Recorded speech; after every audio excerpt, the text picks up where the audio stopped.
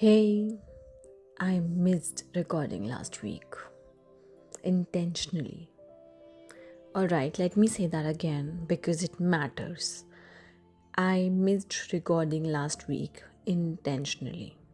Not because life got busy, not because I am out of things to say. If anything, I literally have too many.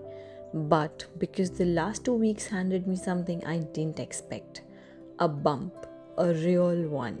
The kind that doesn't ask for your permission and doesn't care about your Saturday schedule. And when that bump came, something in me said, "Stop, girl. Don't record. It's fine to not always perform. Live for the recovery first." And so I did. I went on a 3-day retreat, completely off the grid. No phone, no laptop, no deliverables, no notifications, just my people, the most sacred space I know. Real nature, bird songs, soil under my feet, and just my own thoughts in a silence that I had forgotten existed. And you know what? I remembered exactly who I am. Like, not what I'm building towards right now or not what I'm trying to become, but exactly who already I am. And now I'm back. Coffee in my hand, mic in front of me, Saturday morning, and the first thing I want to say to you guys is let's see what all we have built throughout this journey. This is Architects FM Voice Notes with Kashish, एक सफ़र दिल्ली से दिल तक, designing emotionally intelligent lives through the architecture of identity. And today, we stand back. We look at the whole building, not just the floor we are currently on. So, now a visual memory lane just in a very quick recap version of it. So, yeah, this was the first seed of everything. Like before the even episode 1, before the mic was even switched on, I had a blueprint in my head, a live design, not by accident but by intention. Like what a structure integrates with emotions look like, and a technical drawing that bleeds into a watercolor heartbeat. And yes, I had a question I couldn't stop asking. What does it look like when a person designs their life the way an architect designs a building? Like with load bearing walls, with airflow, with rooms that have a purpose, with a master plan that can flex but doesn't collapse. And that question, this is what became the podcast. Yeah. Like the myth of the single lane and choosing it, this one hit really hard. Like the very wall that almost everyone in this community was hit by also. The world tells you, like, just pick one lane, stay in it, specialize, simplify, and the world draws you like with a single arrow going up and says this is success. But our actual lives, the lived experience, they look like a just exactly like on the right side of the image, intersecting arcs, overlapping strands, growth that happens exactly at the points where these crash into each other. Like humans' complexity is not a design flaw, it's a structural requirement. The world wasn't ready for that sentence, but we said it anyway. Yeah. And the next, that is an interesting one. Biology, basketball, architecture, entrepreneurship, education. And when I look at this image, like 5 scattered circles, no, exactly, it's not like I recognized it at 21. I actually started decoding it year after year. And today, when we are here, I can see everything and everywhere how it is now merging. Like, but that 8 weeks of these voice notes have taught me something very important, that what I hope has been true for you too also, and that is there are scattered circles, not just saying but a converging layer, like the sportsarchitect, the polymath, layered but not lost. And complexity is not confusion. The design solution was never to choose one, the solution was to stop and start layering. Oh wow, the next one that I really understood the whole theme of it. And in architecture, before we build, we inspect the whole surrounding. We just do not look at the exterior, we also go inside. We check the walls, the foundation, the load capacity. Though we did an actual internal inspection as well, like from the three versions of yourself, from the three versions of Kashish, the younger one, when leaping without landing, drawing hexagon without knowing, following the pull, biology, buildings, basketball, and not it just made sense, but also it was the truest compass a 15-year-old had. And she didn't know where she was going, but then she was just knowing that she was going right and couldn't stop moving. The current me definitely is navigating the invisible footnotes of the competence, like the things that I know that I can't name right now, but the weight of the layers, it is understood. In architecture, it is not just the pressure that holds the structure together, but the whole ideology. So, yeah, she feels sometimes tired, but she's building something in real. And then the later version, like the elder version of it, she's anxious. She is not rushing and she is just seeing everything from the grid above. She trusts the architecture because she's been building it layer by layer. And one thing that she keeps saying is the foundation holds everything. And yes, the next coordinates. Oh my god, this one is special because sitting in the silence for 3 days, completely off the grid, no notification, no output, no performance, I realized something that I was so busy to see something that I have actually created. Like every roller coaster, every bump, every moment that I am doing enough, this some question. As much as I flipped the piece over it, there was a grid underneath, and this made me ask, you can just have the time to arrange everything in pieces, but the moment you flip it, you have the exact segments, the geometry beneath the flow. The retreat gave me the silence to actually flip it in the right time. Yeah. Moving forward, there was pattern language that has been becoming for yourself, because when you shape your own things, the numbers keep returning to you, the shapes gravitate towards you, and the system that feels natural in your hands, like your jersey number 8, the octagonal floor plans, and octagonal launch system for your business models. These aren't just aesthetic preferences, this is structural wing. And a pattern language of your becoming is already encoded. The word is learning to read now. Yeah. Now, designing of environment that is about for belonging.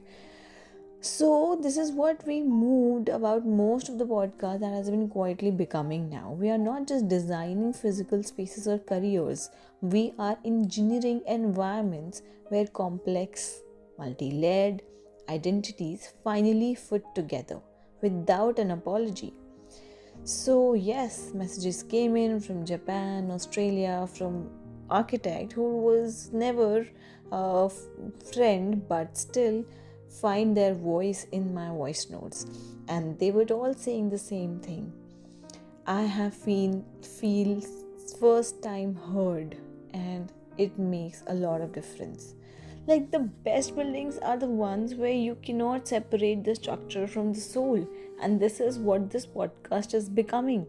This is what this community is building together. And I think there was an extras overall, the specifications where a master reference document was built. Throughout it flows with its own specifications. We wrote ours, you wrote yours, 4 layers, 4 questions. Like the layer 1, the airflow, what did you love? Layer 2, the load bearing wall, what are you gifted at? Then the layer 3, the bridge, what are the world that needs you for now? And the layer 4, the specifications, like what can be you paid for. And when all overlapped together, it's not a job title, it's a state of being. We call it an extra of purpose. And once you write it, you cannot unsee it. Yeah, there were details about it. There were in different episodes, like number 3. Like, what is that made you love the work that you do? Then obviously there were other things that we just mentioned, and that's how the spaces have feelings. We are certain now that when a room with no windows is not just an architecture problem, it is an emotional one also. It is a nervous system problem. It is a human thriving problem.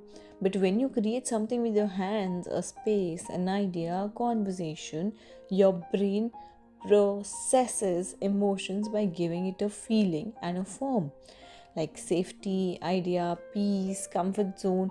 These aren't just words, they are rooms we built or fail to build for the people we serve. Like, we are emotional architects. And in the episodes ahead, I'm going to take you deeper into this, into neuroarchitecture, into how built environments directly shape the mental state, into why this decade needs architects who understand both the concrete and the cortisol. That is really smart.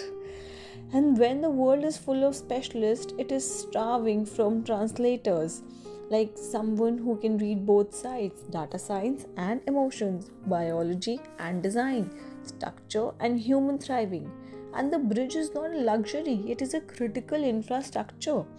Like women who were told that they were too complicated, who were actually just ahead of the vocabulary. That is the time when it is shown that human thrives on emotions. Then comes a little uncomfortable one, like the one we avoid. Putting a price tag on a multi-layered identity feels wrong, right? Like too clinical, too reductive. And then architecture taught me your highest value lives precisely at the intersection of your unique layers. Like, why is asking for something is your default setting?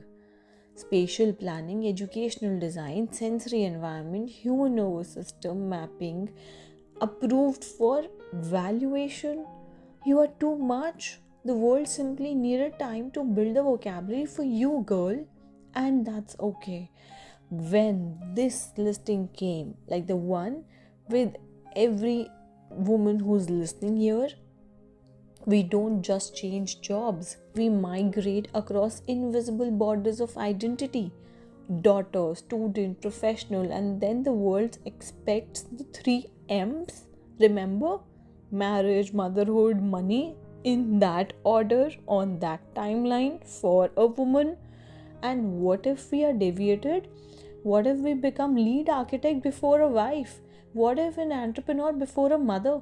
And what if you are still on the path of societal sequence that has come no name with? Like deviating from the default sequence makes you a disruptor of the timeline, right? And women are the biggest migrants of all time, as Kiran Bedi ma'am said. And that podcast was immense. It is a migration map for everyone who left the default path without a GPS. Yeah. Alright, coming to the bump of this week, it was an ROI of an uncomfortable arriving on my doorstep. Like owning a complex, multi hyphenated identity means something when you walk in the rooms where your presence creates quiet. Like where people don't have a category for you, where the chair at the table glows at a little too much bright that the others get uncomfortable. Woman who thinks and who wants differently have always made others uncomfortable. I know I have done that for sure. But now I know I'm not too much. I'm just exactly enough. The world needed time to build the vocabulary for what I am becoming. And yes, when you are in the right room, when you are in the right space, when all the four layers overlap, when you love what you are gifted with and what the world needs and what you can be paid for, all convergence, the center becomes the state of being. And that's what you also find it for yourself. Now, today, I really understood one thing. Like, quarter ख़त्म हो गया एक 2026 का, एक पहला chapter close feel हो रहा है, एक floor building, a complete, profound, framed, which is now standing. Like our community, which is building one by one, like beginning to arrive, and the annexure is complete, the site is ready, and now we will dive in straight to build the wing and welcome to the site again with another layer, like a complete floor plan, a complete building that is standing with love at the top, love on the left, and strength on the right, value at the base, and the center, a room that glows. A coffee cup on one side, a microphone on the other. This is the podcast, and this is Morning Ritual. Saturday mornings coming again, the conjurer of atmosphere, the architect of belonging. Keep layering. The site of your life will be messy, multi-layered, under construction. And that is exactly the design of your life, girl. So yeah, this was the recap with every of what we have built till now. आज मैं आपको सबको एक concept देना चाहती हूँ, like with an architectural vocabulary. Okay, listen up, this is important. Mixed land use. In urban planning, a mixed land use building is one of those refuges which just does not want to become one thing. Like ground floor, retail, commerce, connection. Second floor, residential, warm family belonging.